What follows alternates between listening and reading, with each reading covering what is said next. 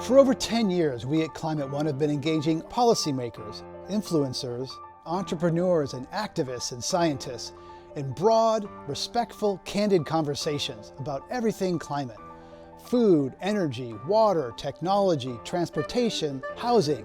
We've had huge success bringing together people who think they're on opposite sides of issues. When they sit down and have a candid conversation, they often find common ground and the basis for real solutions. We're emotional beings. Thoughtful, inclusive conversations create the conditions in which the changes we want to see become possible. So I want to hear from you. When you talk about climate, how do you talk about it? More importantly, what do you want to be talking about? With whom? Join the conversation. Even make your own video. Invite your friends to join you. Let's talk climate.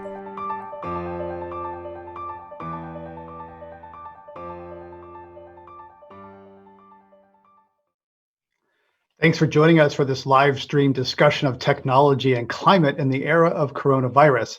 I'm in the San Francisco Bay Area and would like to acknowledge at first the Ohlone and Miwok people who inhabited these lands for 10,000 years. Our online audience includes people today from Alaska, New York, New Jersey, Montana, Washington, and more than 100 from California. We'd love to hear from you today, so please share your questions in the comment section of the live stream, or you can tweet them at us using our handle @ClimateOne. We're recording today's conversation for the Climate One radio show and podcast. It drops every Friday. You can subscribe wherever you get your pods. Americans love technology and look to it to solve many of our problems. Climate disruption is the ultimate systems problem, and many people think technology can solve it for us. Can we engineer mechanisms that suck carbon pollution from smokestacks or algae that gobbles it out of the air, or biofuels that are carbon negative? What role do markets, policy, and human behavior play alongside technology? We're going to discuss all that and more today with three insightful guests. Saul Griffith is founder and chief scientist of Otherlab, an independent R&D lab, and co-author of a new report on rewiring America. His book, Electrify, is due out in the fall of 21. Saul and I are going to address some macro questions first for about 15 minutes. Then we're going to bring in our other two distinguished guests, Valerie Shen and Michael Wilshire. Welcome, Saul. Thanks for having me, Greg. So for 50 years, the story of climate has been increasing efficiency and consuming less. How effective has that narrative been, do you think?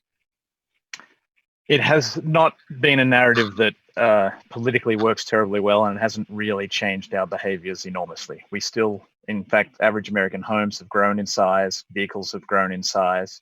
So although the technology did make them more efficient, a lot of those efficiency wins we lost in growing bigger. That narrative was born of the oil crisis. So that's when we first started the Department of Energy and the Energy Information Administration. And that original oil crisis problem was a supply problem. We were importing too much oil from the Middle East. That was about 10% of the American energy supply at that point. And so it was conceivably solvable with efficiency. If you got 10% more efficient cars and 10% more efficient homes, you would largely solve that problem. And that became the sort of the clean tech narrative. And we're still living that one down now in climate change, but the climate change problem is different. We need to transform the entire energy system to be zero carbon. And you can't efficiency your way to zero unless we give up a lot of the luxuries that people think are a human right, basically, at this point. Right, and that narrative is often seized upon as, people, you can't fly an airplane, the Green New Deal is going to take away your hamburgers. That narrative of less or sacrifice is easily preyed upon, and that's. But the alternative to that is sort of techno-optimism. That's the no sacrifice narrative. Have it all and keep our home too, right? Is that narrative the one that you think that will address climate change? I think that narrative is much closer to the narrative that can win. I think there are flaws in that narrative. We could solve climate change, yet still destroy the oceans with plastics, for example. So we need to be, I think we can have a very positive conversation that says we can have most of what we have and life will improve. I think you can say that absolutely with a straight face while solving climate change. But I don't want us to take it to the extreme that we'll all be flying our personal robo taxis all over the world every day. Right. And some people are suspicious of that narrative because it leads to carbon sequestration, capture and sequestration, that narrative is preferred by large energy companies because it allows their power and profits to stay in place, right? We can have it all. We can just kind of trim around the edges. And what do you think about that sort of underpinning of that narrative and some of the motives of people who espouse it? Certainly in the case of carbon sequestration and also hydrogen to a lesser extent, these technologies as solutions are pushed by people who are heavily invested in those things supporting their existing business models. I actually am fairly confident those things won't come to bear to be the solutions for climate change. And we do have solutions today ready to go that will solve, completely decarbonize the United States and have people living roughly in the same, driving the same size cars, living in the same sized houses, but just doing it with much better technology that already exists to enable that. And what do you think, there's often a debate now, particularly, in the Democratic Party of like going big, Green New Deal, there sort of was some competition on ambition among the Democratic candidates in the primaries last year with, trillions of dollars, escalating plans, far bigger than before. So is this a time for big ambition, or should we start with what's politically possible in a politically divided country? Quite frankly, we only have one choice, which is to go big. If we wish to meet what the Earth would like us to do and what the best scientists and Earth scientists agree is the target we should hit, which is 1.5 to 2 degrees, we have to go even bigger in some respects than the Green New Deal and the climate plans that we've heard of, because basically we in the early 2000s we started to bake into the United Nations climate models negative emissions. They may not happen, so that sort of shortens our timeline. We also don't really build into those climate models what's called committed emissions. So they're the emissions that machines that already exist today will continue to emit throughout their lifetime. So, if we built a natural gas power plant 10 years ago, that thing is naturally going to live another 4 years. If you bought a car last year, you don't want to sell that car right away. You want to get 10 more years out of it. And the fuels that all of those machines that already exist, or the emissions that they will emit while burning fuels in their lifetime, already take us over 1.5 degrees. So what does that really mean? The only way to hit a target under 2 degrees, which I firmly believe is what we should do, is to, as quickly as possible, ramp up our production of the solution technologies such that we can then deploy them at what's called a 100% adoption rate, meaning, last year in California, I think it was about 10% of vehicles sold were electric, and it's about 2% nationally. We need to make that number 100% as soon as possible. And it needs to be not just true for electric vehicles, it needs to be true for the heating systems in our homes. It needs to be true for our new power plants. So all new power plants need to be solar, wind, nuclear, geothermal, or something that doesn't emit carbon. And we need that to happen immediately. So in some respects, it's not about politically possible, it's about what's technically necessary. But the good headline, and hopefully we get to talk about that today, is for the first time ever in human history, I think we can now tell you a story that the technology is there. And more so than the technology, it's now down to the politics and the financing that could actually make a future come true, where we get to live our lives, have cheaper energy, and do it with zero carbon. And we could do it on the timeline required to be 2 degrees. But it does require incredible political commitment and something that, quite honestly, looks like a World War II level of effort in terms of our industrial base. Right, and I've been hearing that Pearl Harbor moment for more than a decade, frankly. The idea that we need a Pearl Harbor kind of mobilization, like the U.S. did in World War II, where the government comes in and says, motor companies, you're not making cars, you're making planes, tanks, we're making merchant marine ships, that sort of thing. The difference was, though, that there was a villain with a human face with an intent to do harm. Now, in this narrative, we don't have a villain with a human face and intent to do harm. We're all complicit. So that mobilization is a lot harder when you don't have a Hitler and a Mussolini to go after. Absolutely. I mean, I personally am motivated by the Hitler or Mussolini of the species we will lose, and the damage to ecosystems and the human tragedy that will unfold. But I recognize that won't get everyone to come along for the ride.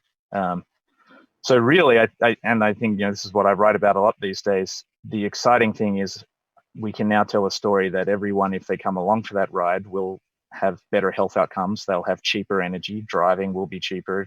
And, it's not exactly we can have our cake and eat it too, but, if we do the right things, we can have a world where our health outcomes, our environmental outcomes are enormously better. And it shouldn't be, as you introduce the section, it won't, if we do it right and we get the financing policy right, it will save everyone money. And so there's the unfortunate thing about the Green New Deal was it sounded like a competition to spend the most money.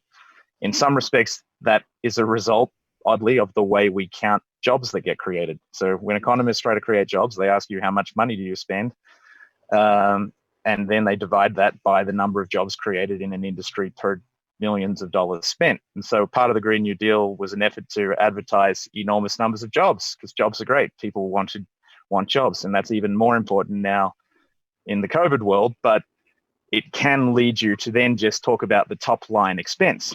It's going to cost $25 trillion. That creates 25 million jobs. But it doesn't, it scares people off because it sounds like it's going to cost money.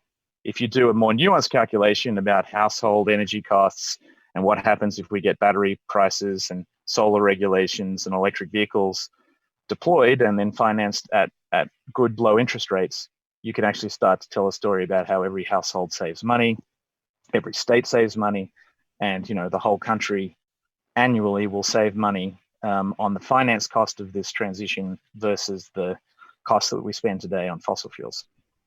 And as you look at the magnitude of the transformation that needs to happen and the math, and you'd go deep, you're a MacArthur genius winner, you go deep into the science and math of this. How scared are you? I've been scared about climate and the magnitude of change that's been required for 10 or 20 years. In that period, I have had 2 children, so I have a 6-year-old and 11-year-old, and you can no longer afford fear once you have skin in the game like that. And as absurd as it may sound that we will achieve that thing, it was absurd to believe that we would achieve defeating Hitler. When at the beginning of that war, America had basically no airplanes. They had to use ice cream trucks for war games in the American Army in 1939. So we had no equipment, but we did it because we had to. And I think we will solve climate change because we have to. And I think, basically we're now arguing about whether we do it sooner or later. And I'm an enormous advocate, and I've just started an organization called Rewiring America with a colleague, Alex Lasky, who started OPower and has done a lot of work with the utility industry. And we firmly believe that we can bring that timeline forward a long way now with the right mix of technology, policy, and finance. And one of the things that comes up, there's technology, policy, finance, there's also individual action. So there's a debate here about individual action matters. It's important for credibility, moral clarity, not to be a hypocrite. Others say that individual action is trivial, can even lead to dangerous feel-good illusion that you're solving a problem if you go vegan or recycle or buy an electric car. So where do you come down on the role of individual action? Is it necessary and insufficient, or is it a distraction? I think it is virtuous, and I applaud everyone who takes the individual actions, but numerically, it just doesn't do it. You can't buy enough stainless steel water bottles. You can't recycle enough packaging. You can't take enough public transport to solve climate change. I've actually started to see this as a question of infrastructure. So the 20th century version or definition of infrastructure, you conjure in your mind bridges and roadways and dams and large public works projects. And they bake into the world a way of being and a way of life. It's the same with your own personal life. The transformations you need to do to decarbonize are a small number of things that are really infrastructure. They're decisions that you make once every 10 years. If you make those decisions correctly, you can then just go about living your life not emitting any carbon. If you make those decisions badly, you continue to emit carbon. Now, the challenge with that means you can't decarbonize your life with your daily purchasing decisions. You can have your anxiety sitting in the tuna aisle at the looking at the 45 different tins of tuna and trying to figure out which one killed the fewest dolphins, but that it makes a very tiny impact on our emissions. The real decisions that count are, what do you drive? Can that be powered by zero carbon electrons? Is there solar on your roof? Is the heating and cooling systems in your house driven by electricity? Is that electricity supplied by zero carbon sources? And you know, you make those decisions. So it's about your furnace, it's about your water heater, it's about your car, it's about your rooftop. And they're the things that as individuals we control. And from the household decisions that we can control, that's roughly a little more than 40% of all US emissions. But if businesses have the same approach to thinking about it as infrastructure and government and industry, then we can solve this. And you're a fan of the Energy Star program. One thing you didn't mention was refrigerators. There's been some policy advances to. I'm going to caveat. You said I'm a fan of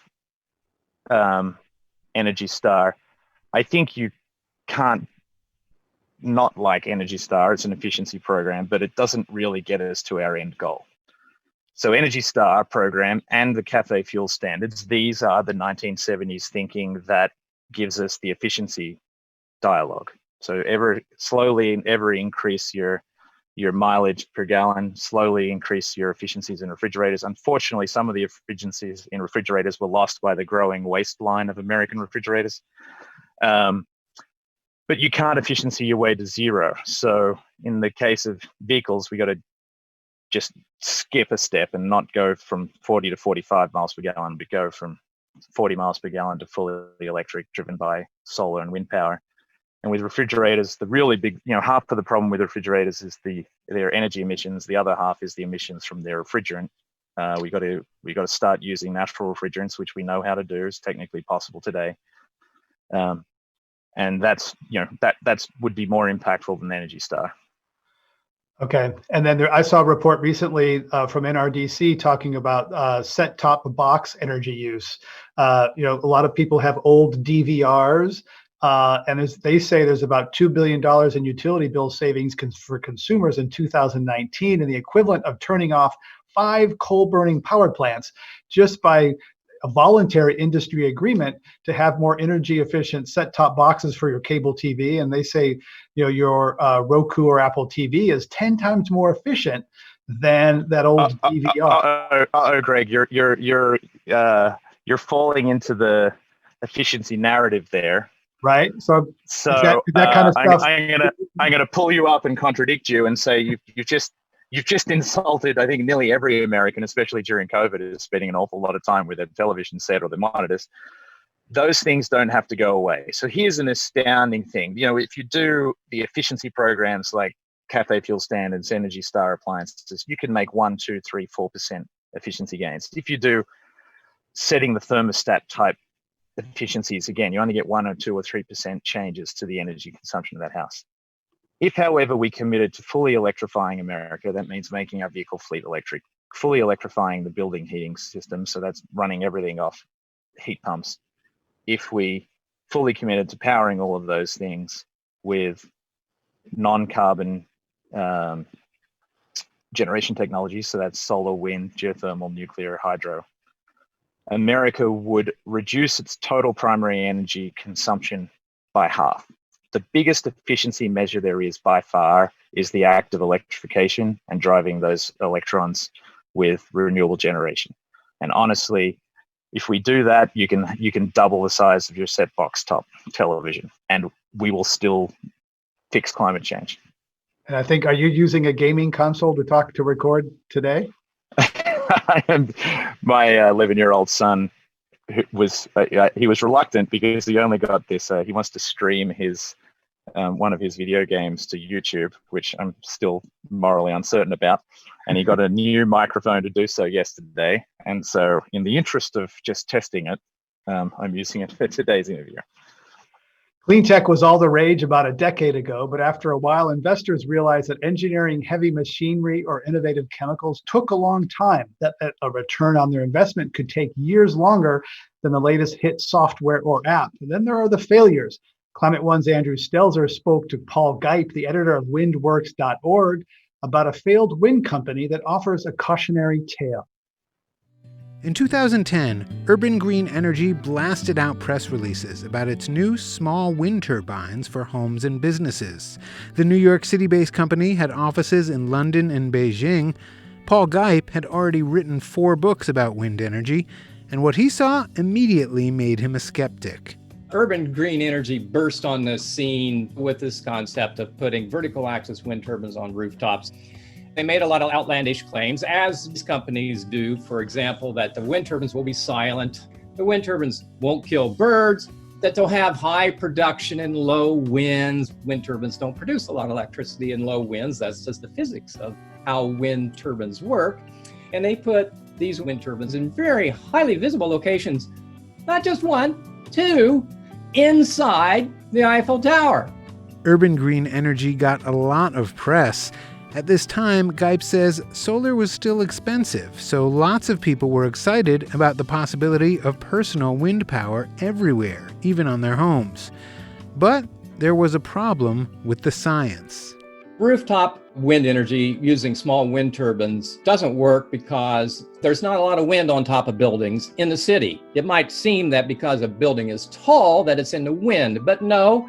You need a tower that's probably half the height of the building to get the wind turbine up above the turbulence caused by the building. So you still have to have a tower. The other reason is that small wind turbines, because of the nature of the technology, don't have the economies of scale as those giant wind turbines you see in Kansas or here in California.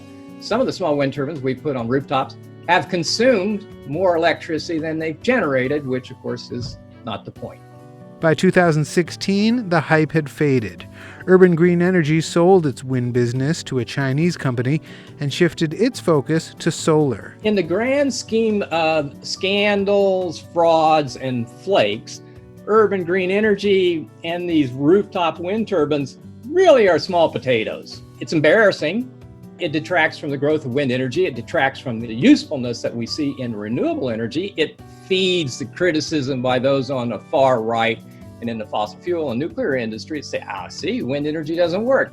The lesson, Gipe says, is we should be focusing on what we know works, not chasing profitable moonshots to solve climate change. I'm not a big fan of putting money into super duper new technology because I've been chronicling the failures of that. What I am a big fan of is we have the technology today. And if you want to make money in renewable energy, it's not a new invention. It's deploying it now. That is building wind turbines and solar panels, geothermal power plants, biogas digesters. I mean, there's so many things that we as Americans could be doing right now and should have been doing for the last 20 or 30 years. And so most of the time I see people who are trying to get rich quick in renewable energy fail. In fact, when inventors call me, I try to advise them that what they're trying to do is probably a mistake. And if you want to make a difference, invest in that technology now to deploy it, get it out there. That was Paul Gipe, energy analyst and editor of windworks.org. I'm pleased now to welcome 2 guests to our conversation about technology and climate change, Valerie Shen from Silicon Valley and Michael Wilshire from London, where it's after midnight. Valerie is Chief Operating Officer of G2VP, a venture capital firm that spun out of the white shoe firm Kleiner Perkins, and she previously held positions at McKinsey & Company and Goldman Sachs. Michael Wilshire is head of strategy at BNEF, or Bloomberg New Energy Finance. For 2 decades, he advised corporate clients at McKinsey & Company and began his career working at Britain's Department of Energy. Valerie, I'd like to get your response to Paul Gipe's points that climate change should involve deployment of proven technology rather than newfangled inventions. He's suspicious of the get-rich schemes that are what many startups bring to VCs like you. Yeah, thanks for including me in this conversation. So I think it's a really interesting point, and in some ways aligns a lot with how we work at G2VP, which is that we think there are a lot of great companies that exist in the world that are deploying technologies that already work in ways that are sustainable, profitable, make our lives better, and somehow contribute to solving the climate change crisis. We absolutely believe that there are a lot of great investments in this space and they make a huge difference. So at face value, I agree with a lot of what he says. I will say there's always a cautionary story, though, about taking one example of a failed company and using that as a proof point that we shouldn't invent new technologies, right? Because it's not very clear to me that with the technologies that we have today, we can move into a world where 9-10 billion people are living middle or upper middle class lives, and we're still keeping emissions at a level that are sustainable. Unless there's a 100% clear path to that, we should be inventing new technologies. My team doesn't feel that we necessarily have the expertise to be investing in those new technologies, so we're not investing in some of these risks, but I don't think that that necessarily means no one should be doing it. Michael Wilshire, your thoughts on whether we just need to if we deploy everything that we have, we can get this done, or do we need new innovation? I hear both things all the time. Yeah, thanks, Greg. I think actually it's both. I think the sort of incremental innovation we've seen in established energy technologies and things like storage are very important because that's what's driven the costs down. There's a strong learning curve effect from experience. So every time the volume of solar that's installed has doubled, costs have come down by about 28.5%. And that's an incredible dynamic because you start to get, increasing momentum, the costs come down, the economics improve, more gets installed and the costs come down still further. And we've seen that with definitely with solar, we've seen it with wind, we're also seeing it with storage. So I do agree that investing in the technologies and pushing them and gaining that momentum is absolutely critical. At the same time, we're seeing new challenges emerge. We're seeing challenges around how do you integrate renewables into the systems. So some very interesting technologies around, for example, virtual power plants, where you can aggregate assets that provide flexibility services back to the grid and enable you to integrate those technologies, those renewable technologies. And equally, there are some areas that are really important, like the so-called hard-to-abate sectors. So some of the process industries like, for example, steel, cement, ways of recycling. We're seeing a lot of innovation around that. We actually run at BNF a competition called BNF Pioneers. We've been doing it now for 11 years, looking for innovative, relatively early stage companies that we believe and our external judges believe can have a real impact on the energy and related systems.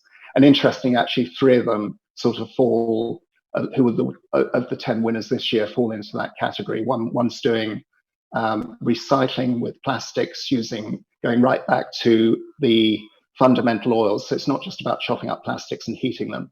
It's actually going back to the fundamental oils to produce virgin quality plastic as you would from a petrochemical process. Another is a company called Boston Metal that's got a different technology for producing steel. Typically in a steel furnace, a blast furnace, you throw in a lot of coal. The coal heats it up, and it also acts as an agent for removing the oxygen off the iron oxide. That creates a lot of CO2, firstly by burning the coal, and secondly by removing the oxygen, which comes off in the form of CO2.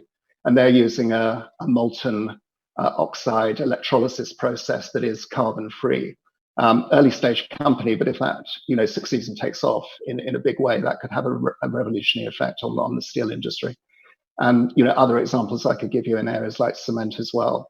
So I think that new type of innovation around some of these new problems that we still have to solve is also very important. Well, Griffith, Valerie Shen mentioned kind of the global math of 9 or 10 billion people living like people do, listening to this radio show and podcast and watching this live stream.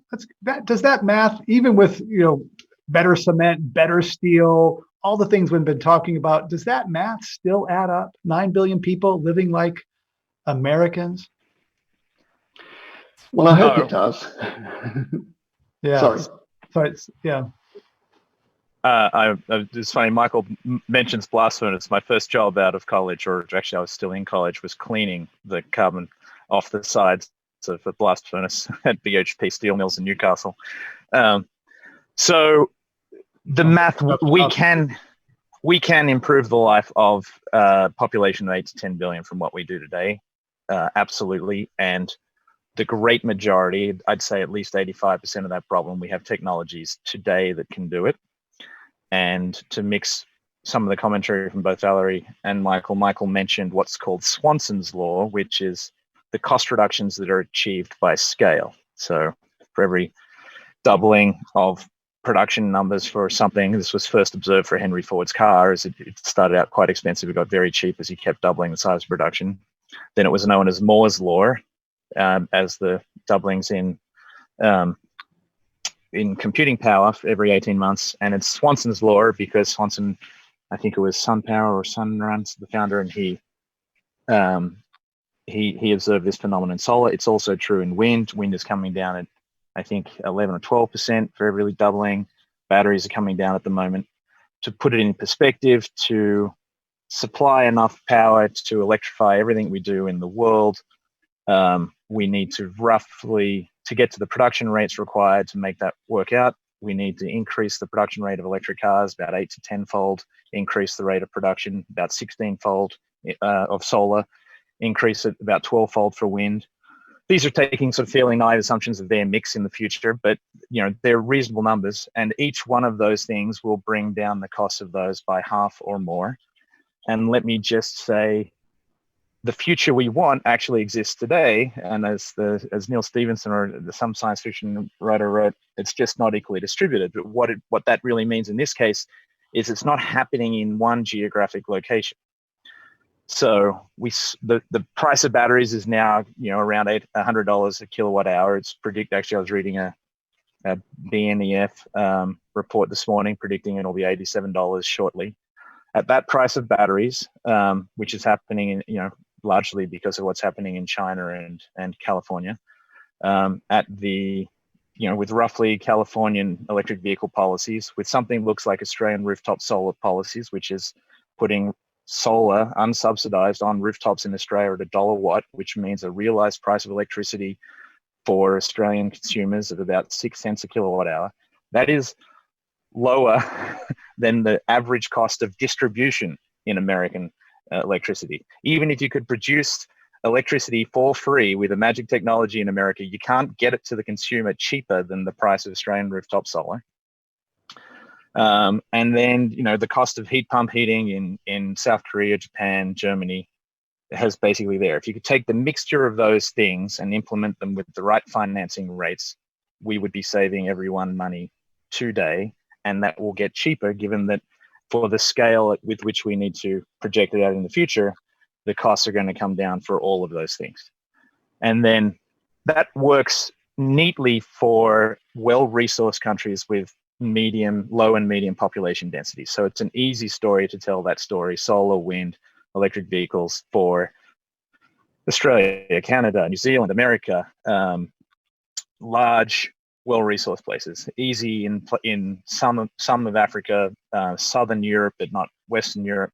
But when places get colder, when the population density goes up, that's where we do need some breakthroughs, either in very long distance transmission, so they're importing energy as electrons or hydrogen, or we need nuclear in those places because there's just literally not enough space to put the renewable resources.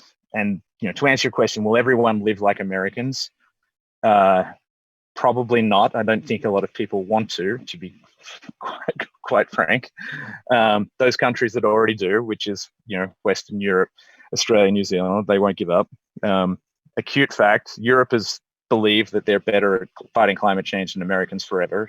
Actually, it's really just an artifact of history. Their cities are more dense and their cities are closer together, so they have less transportation and their heating systems are more efficient. They're roughly the same. So all of those people can roughly make it work out. So I actually have optimism that for the large bulk of this problem, we can do it with technology we have on the table. We still need to solve the problems that are 1, 2, 3, 4, 5% problems. These are, the 1% problem, which is steel, the 1% problem, which is aluminum, the 7% problem, which is emissions from refrigerants for our air conditioners.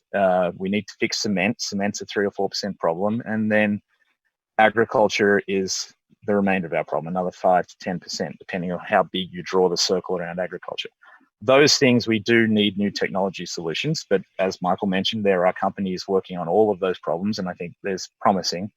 But let's work on the 85% that we know we can solve today, and that becomes the World War II industrial effort, and then the Manhattan Project is these remainder technologies that we need to round out fully decarbonizing. If you're just joining us, we're talking about technology and climate change in the COVID era with Saul Griffith, founder and chief scientist at Otherlab, an independent R&D lab, and Valerie Shen, chief operating officer at G2VP, venture capital firm in Silicon Valley, and Michael Wilshire, head of strategy at BNEF, joining us from London. I want to pick up on mobility. That's one thing that's been disrupted a lot during this COVID times. People commuting patterns changing, work patterns changing.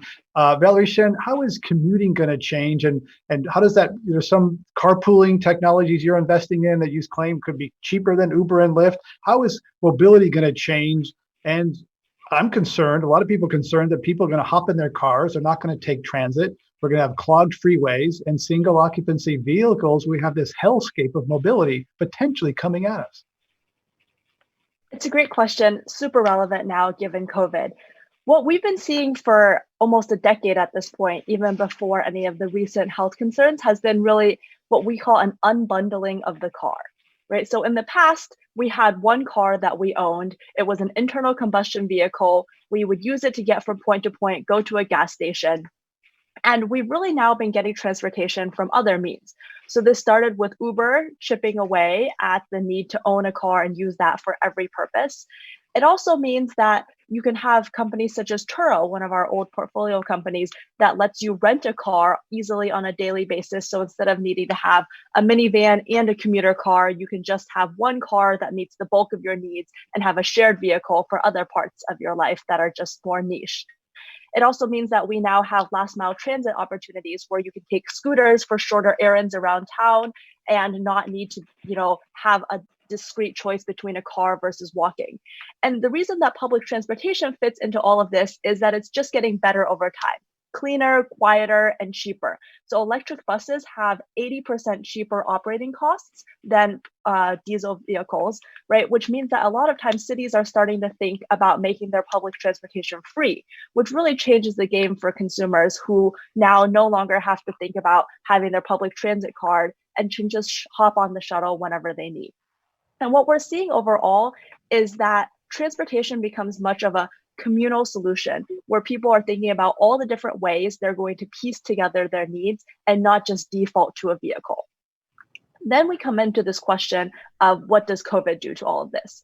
And in the very beginning, we thought that no one was going to use electric scooters or any sort of shared transportation, but we're now seeing that people have sort of had their few months of freak out and now are getting back to normal life in many contexts.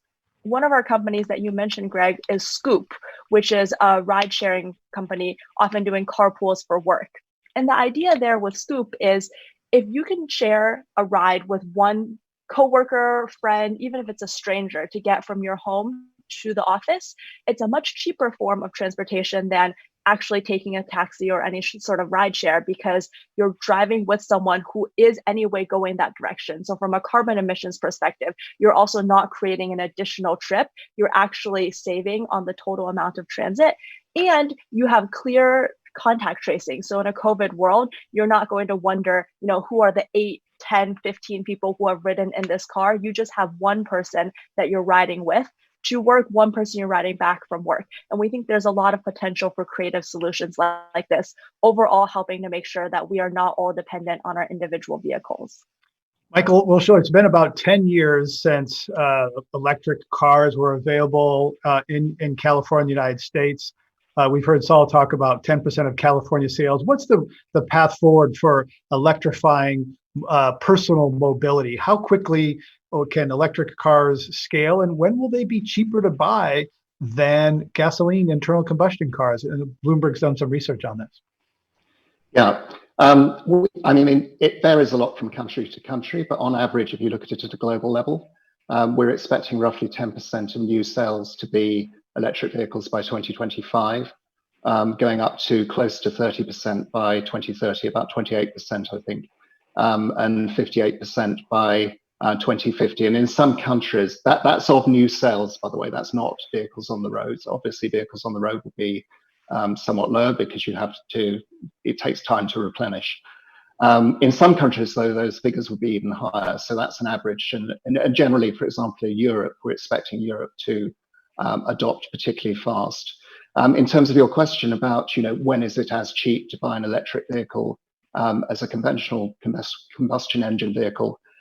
Pretty soon, actually. We're expecting price parity by the mid-2020s in most segments.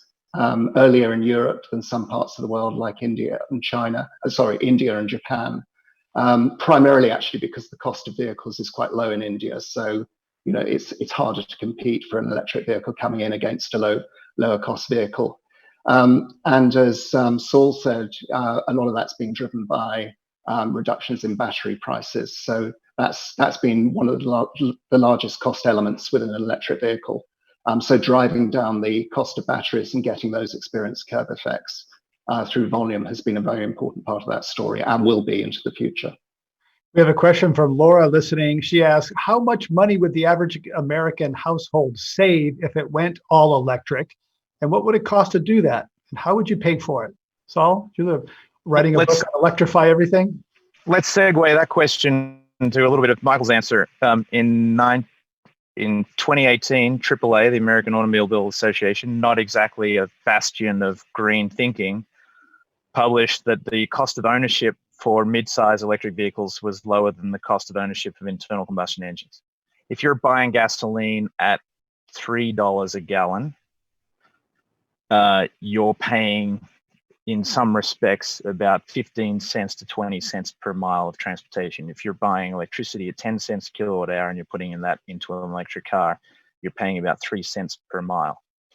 So it's already economically sound to electrify your car if you can afford the upfront capital cost of the electric vehicle. Now, 10 years ago, the upfront cost of an electric vehicle was $100,000 for Tesla.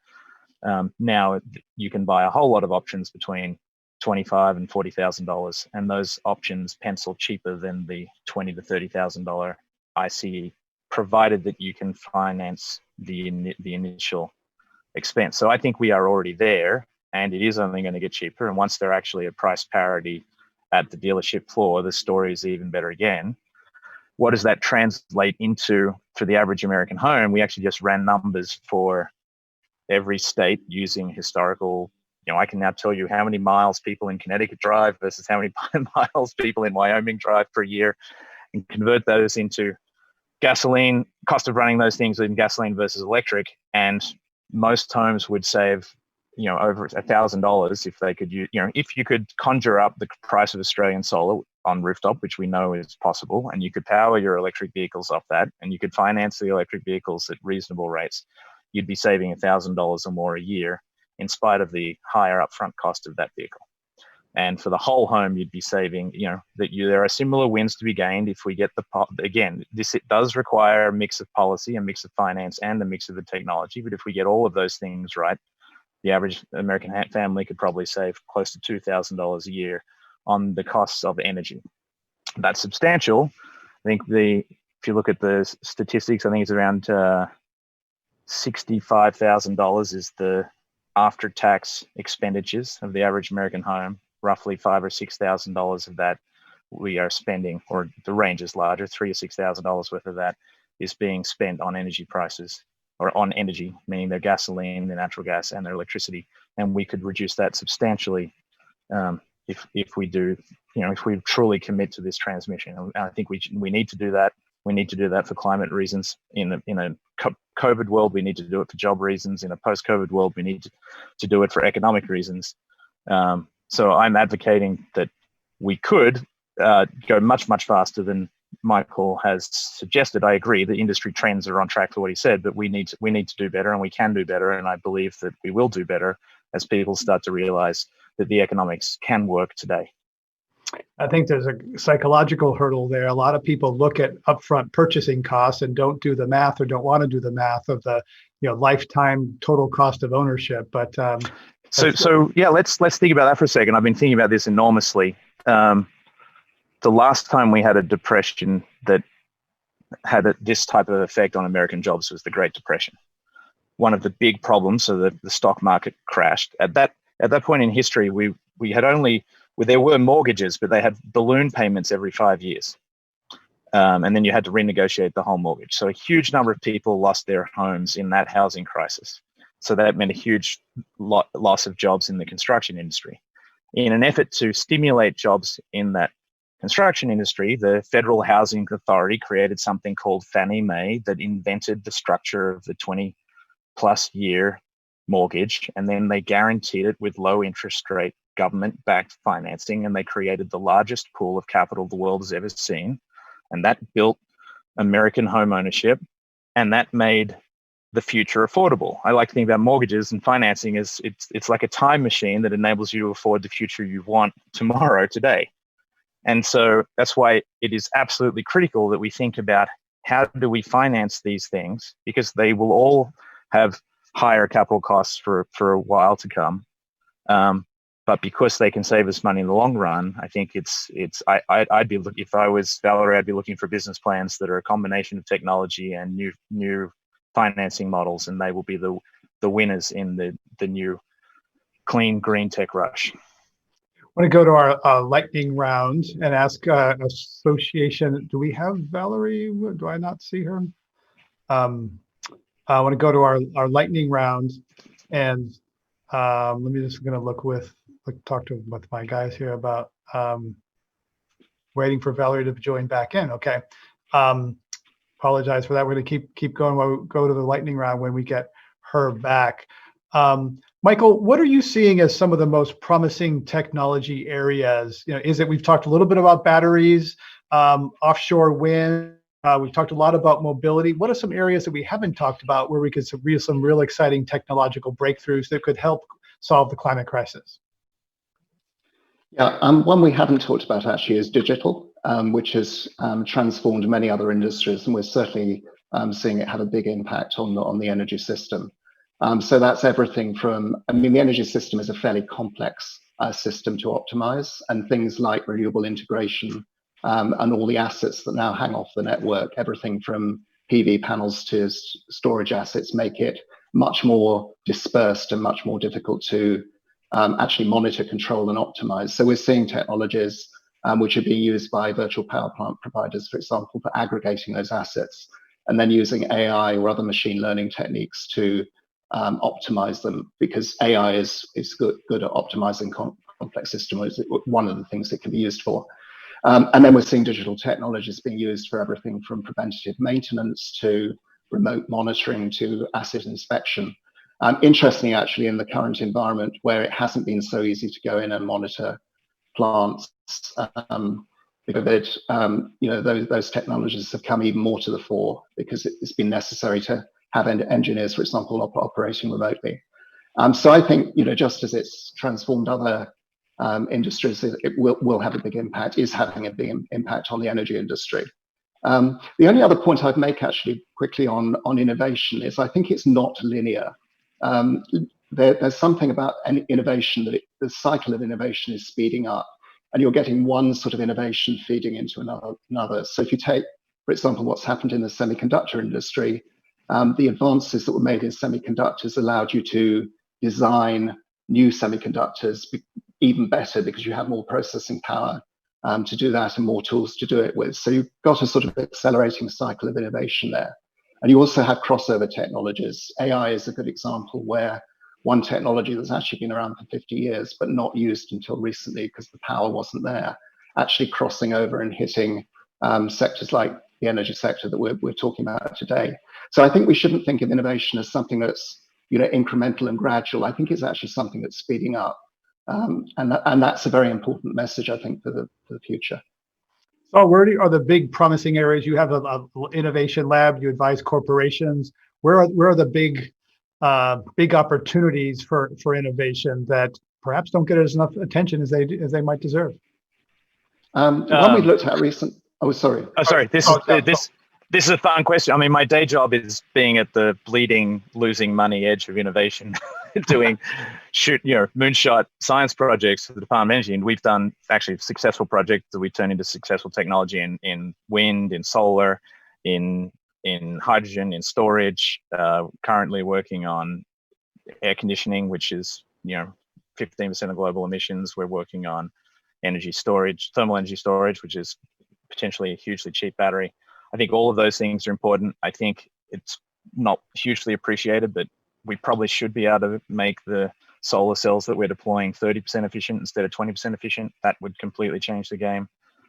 You've got to keep an eye on fusion. It can't be ruled out. It's not really going to be impactful on the time frame of what we need for climate change.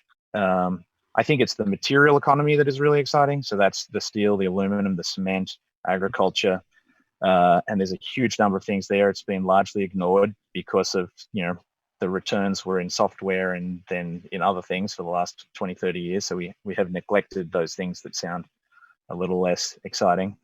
But to touch what Michael said, he said digitalization, and it is unbelievably important and way more exciting and way more interesting and way more important than I think people appreciate. So if we are truly decarbonize, we really only have a pathway that the majority of our energy will be electricity. And if you run the numbers and you sort of run the thought experiment, what happens when I electrify all these things? The good news is you only need 1/3 of the energy to run an electric vehicle that you do for an ICE. You only need 1/3 of the energy to run. ICE being an internal combustion engine. Sorry, I'm doing a little bit of my physicist came out there. The dinosaur burning cars use 3 times as much energy as the solar burning cars. Same with heat pumps. So all of those wins means half as much energy, but it means we will need 3 to 4 times as much electricity delivered to end users and managed. The biggest gorilla in the room slowing down the real action and infrastructure changes we need are honestly the utility players that are very scared of this very renewables heavy world, managing all of these loads and all of these assets that are, some of them are behind the meter, meaning you own them, some of them are their assets. And that's what this digitalization means to me, is managing this. We had the notion of net neutrality, which was let's keep the internet neutral so that small players can compete just as well as big players. And that was largely true until a couple of years ago. We're now starting to maybe unroll that, which I think is a bad idea. But while we rebuild net neutrality, I think the even more important thing is that we need to fight for a world of grid neutrality, where the utilities are not the gatekeepers.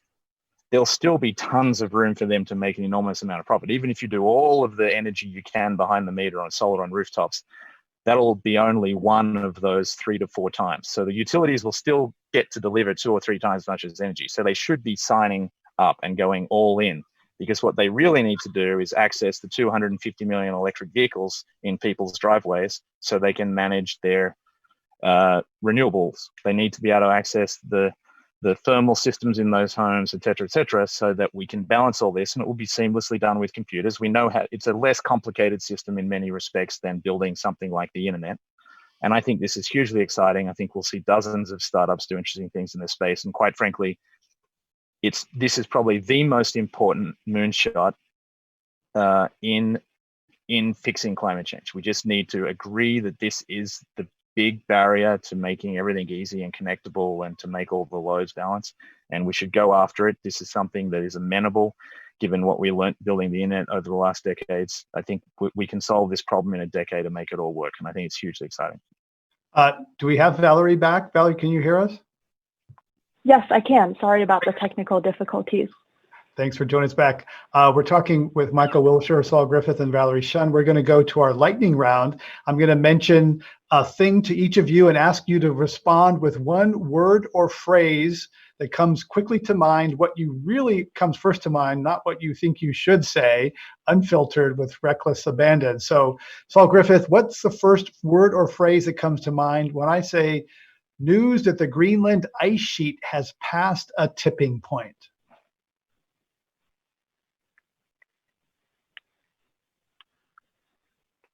I'm sad for all of the children. Valerie Shen, the phrase, the word, solastalgia.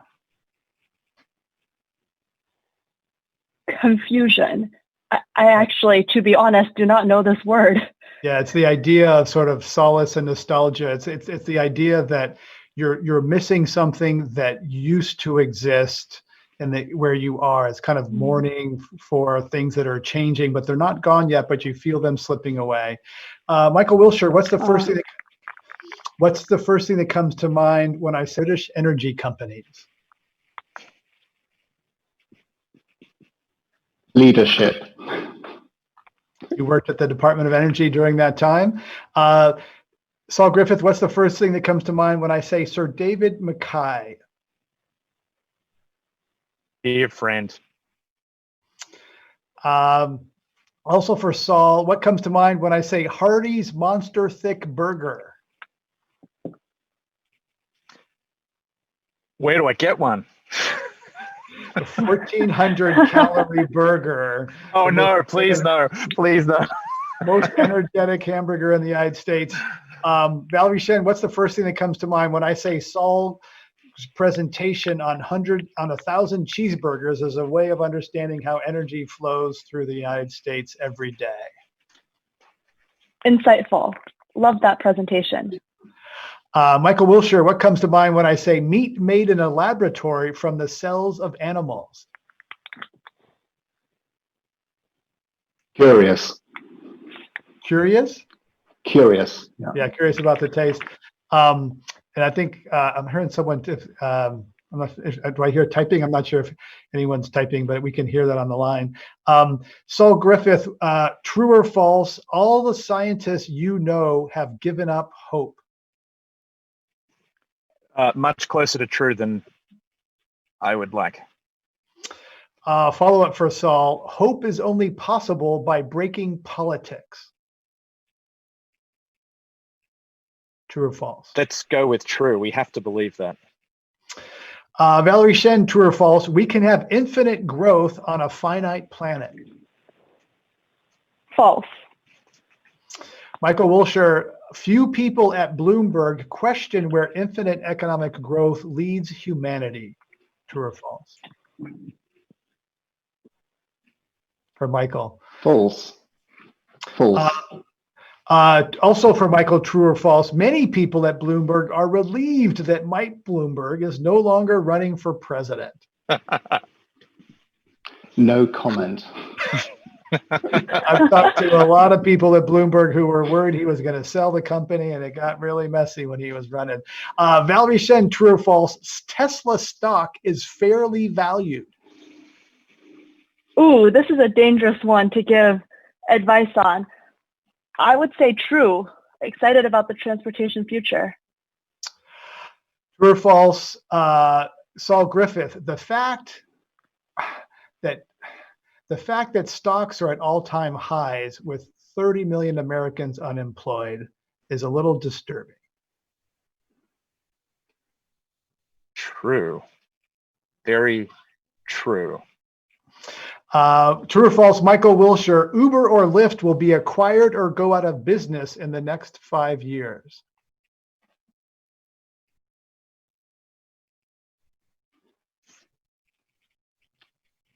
True. Last one for Saul Griffith. Number of times on this show you have thought to yourself, that is a stupid question. True. More than once. Okay, we got Valerie back. Good. All right.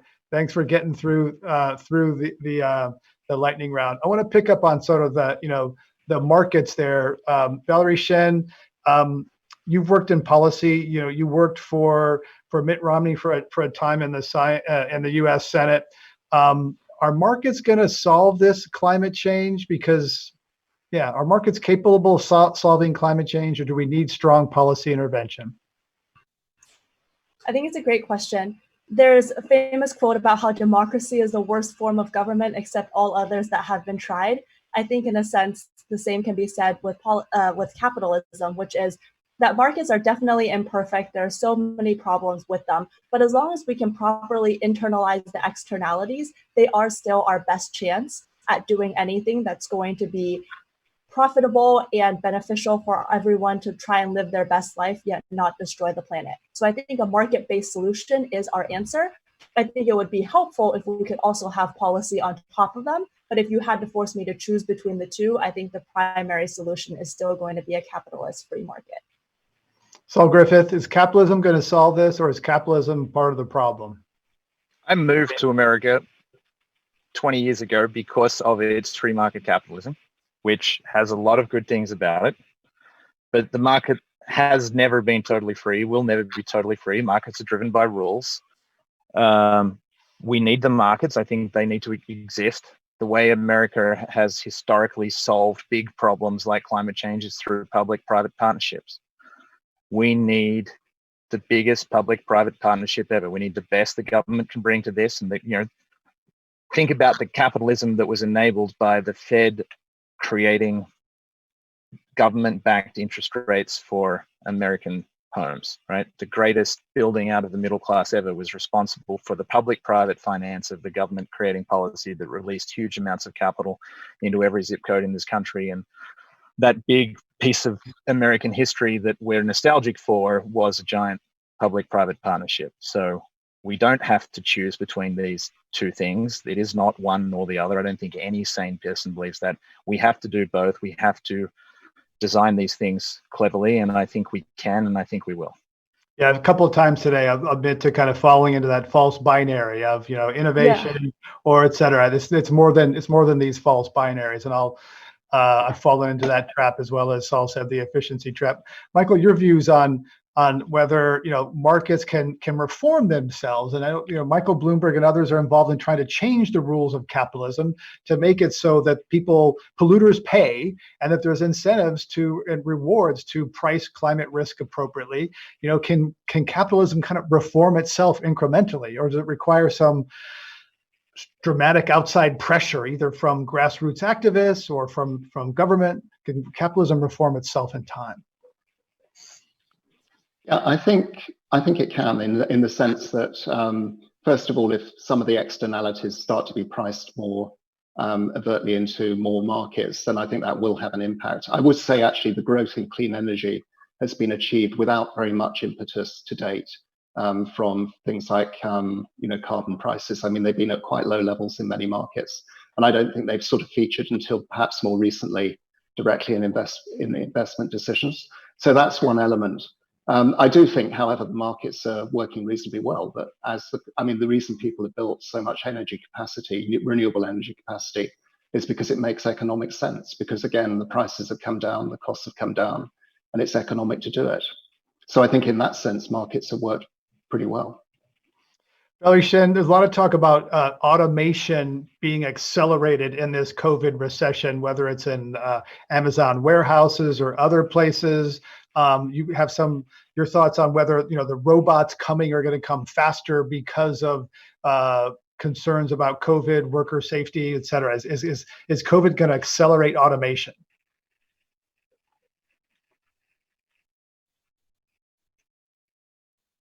Oops, I think we lost. I'll jump on that hand grenade. I build robots for a living, and I've built a lot of robots for little known places like NASA and DARPA. The reality is the robots we have today are fat, they're blind, they're stupid, and they're insensitive. So the software is bad. They don't have good sensors. Their vision systems are improving hugely, but they're still not very good. And they use an enormous amount of energy.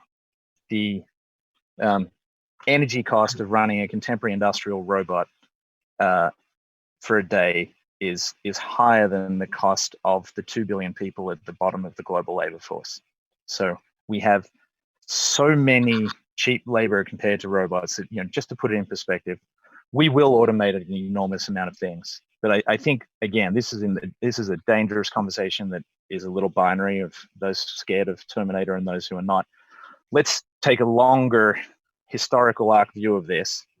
And I'm going to ask you a rhetorical question, Greg, maybe everyone can answer the questions. When do you think we went from a 6-day work week to a 5-day work week? Name a decade in a century.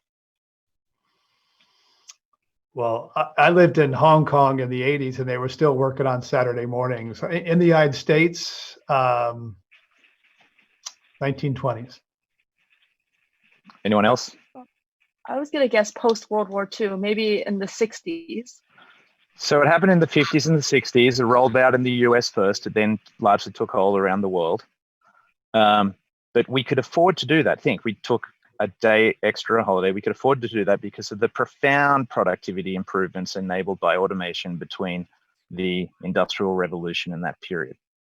So maybe we should embrace the robots, is what I'm trying to say, and we should take Friday off too.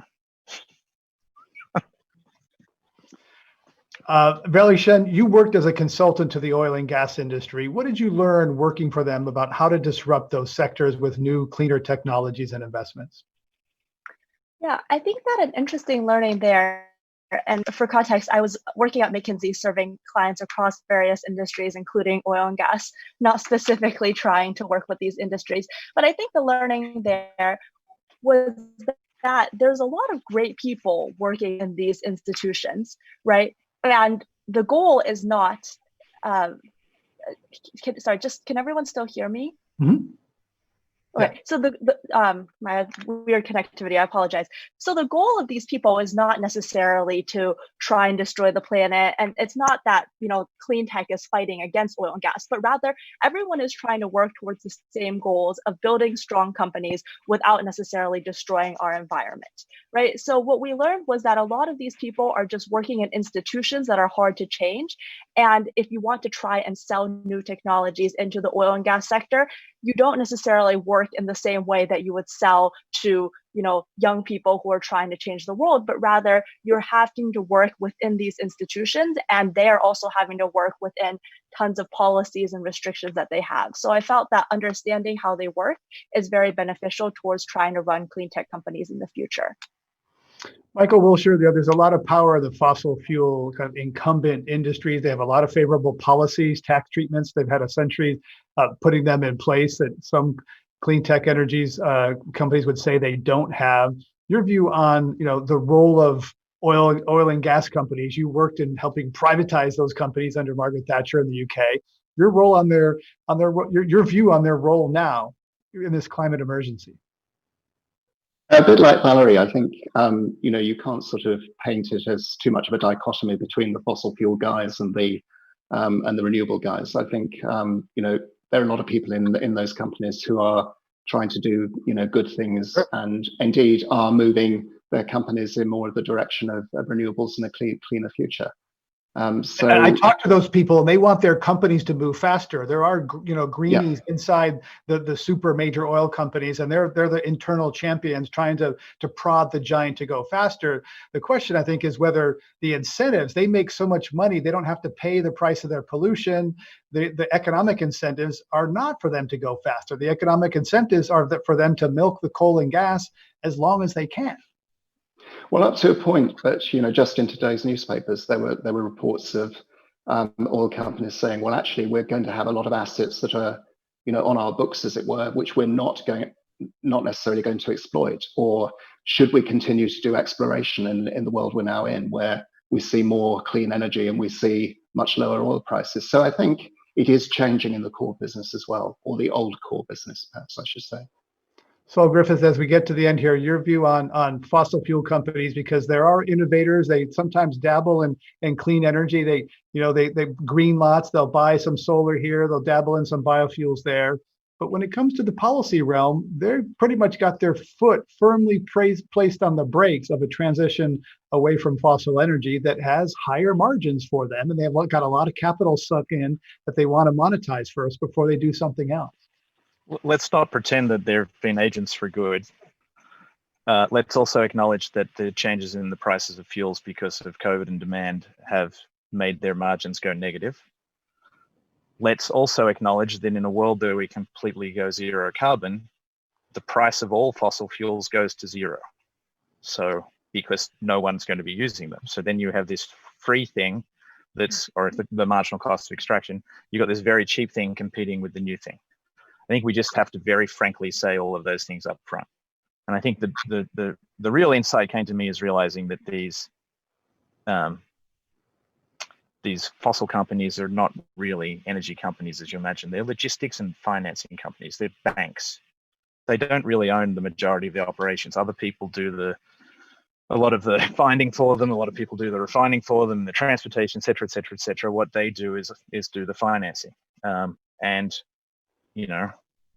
Unfortunately, they have a huge amount of assets that they've already banked upon. they use their proven reserves to finance their next oil well hole. That has been something we've been doing since the late 19th century. So you don't have enough capital to drill the next hole, so you say, I've got this production from my last one, loan me the capital to do the next one. Those proven reserves are the 80,000 pound carbon dioxide gorilla in the room, because the value of those things are already baked into the stock prices and the values of these fossil fuel companies. We need to figure out a mechanism where they get to elegantly wind those things down and they become the banks that finance the clean energy revolution that we need. If that doesn't happen, we will fight all the way down and we'll take everyone down. So I believe the grand political bargain we need is to figure out how to embrace these companies and absolve them of some of the thing that they're truly scared of, which is their stranded assets, their proven reserves, and figure out how to get them. And they're very competent. They have the most experience in the at-scale energy industry in the world. They have the most people who know how to do maintenance of all the types of systems we need to build out for the clean energy system too. And they certainly know how to do energy financing, and we need to engage them at a front seat at the table. And if they won't take that front seat at the table, we just need to put them on notice and beat them senseless. Before we wrap up, lower prices. I do think that the COVID thing has them as a shock, external shock that none of them saw coming. One more question from a listener from John. One more question from a listener. John says, "What is the environmental impact of lithium mining in comparison to conventional collection of oil?" As an EV driver, I get a lot of questions about the impact of the batteries. Can they be recycled? The batteries, and I have a relative who went to a lithium factory and said, "You think your car is clean? You haven't been to a lithium factory. That is dirty business." Saul Griffith, lithium versus gasoline. There is no perfect option here. Lithium largely comes from salt flats and depositions over a long period of time. There's a huge lithium reserve just outside Los Angeles. There's a huge amount in South America. Those ecosystems where those that won the geological lottery to house lithium, we will need to do extractive mining there to do that, and need to put a lot of energy into producing those things. But it is a better option, and it is an option that won't see climate run away from us than oil and all of the problems with oil spills, from the carbon dioxide to from the oil industry, from carbon dioxide to the oil spills like the one in Mauritius that we're seeing right now, to destabilization of geographic features with geological features with all the fracking revolution. Lithium is imperfect.